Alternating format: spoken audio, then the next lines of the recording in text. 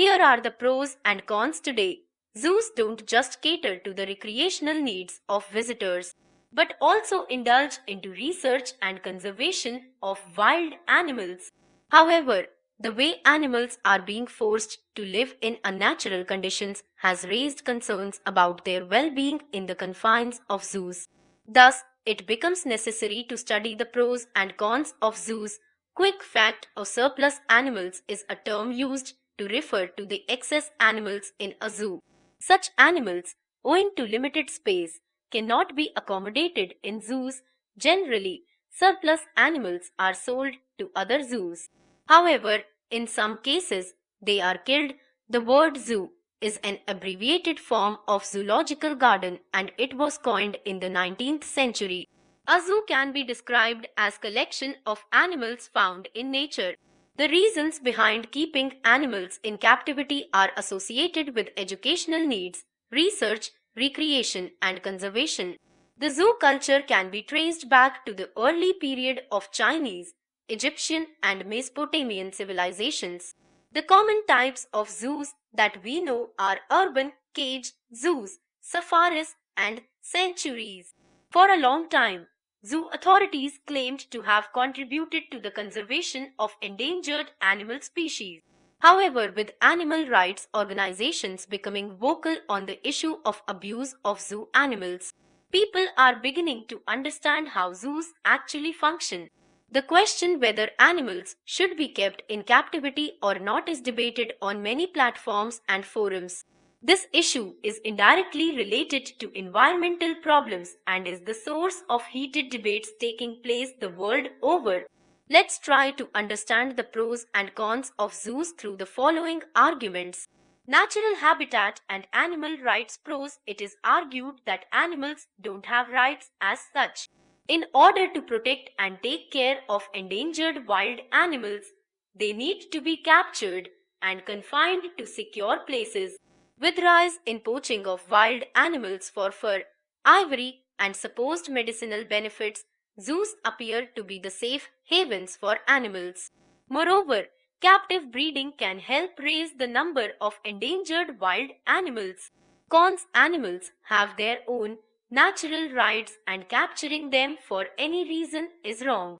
For example, elephants are known to travel long distances when they are the wild.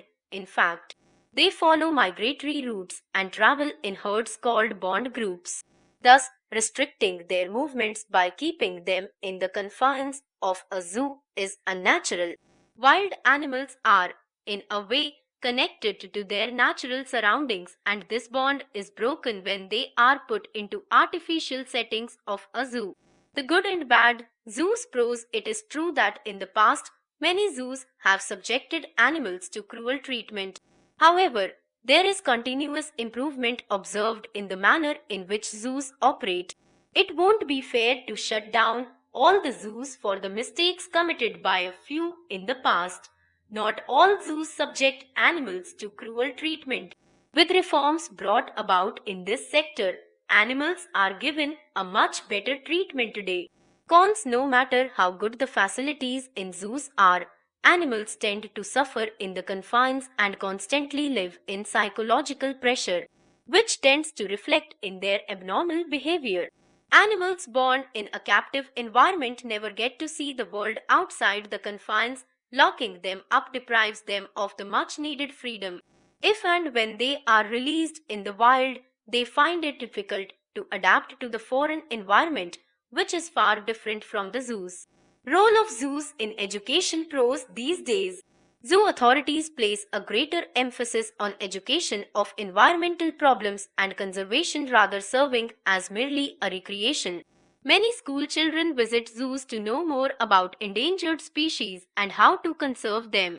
The signboards in zoos provide useful details about animals, including their scientific name, habitat, origin, diet, etc. Students can study about different kinds of wild animals without having to travel to far off places.